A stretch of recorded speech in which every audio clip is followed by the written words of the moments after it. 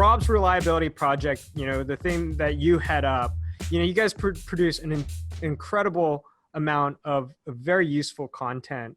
Curious, what do you find some of the most common questions to be in this community? What are people most curious about?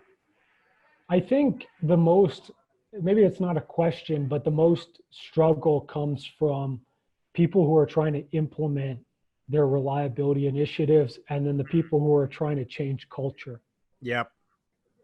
The technical information, if you want to learn how to, read vibration analysis, or, you want to learn how to do, replace a bearing, these things are very well documented. You can take courses from numerous different companies, right? And so that's not really what people struggle with. It's the communication. It's the, like, how do I trigger change, which is a question that I've really been thinking about a lot lately. And, it's that human aspects. And I think there's a lot to learn about that. I still don't know much about it, but I do think that the big thing, communication. And then the second tip I would have for that is the communication part. You got to speak to your audience, not for you. Yeah.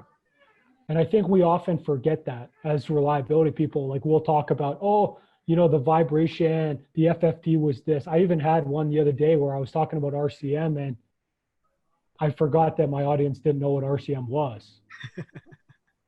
And so we got to understand, what does our audience understand? Like, a manager who has an MBA and, has just come in from accounting school, they're not going to know what the shop floor guy knows. And so when we're talking to those different audiences, we have to be careful with how we juxtapose that conversation.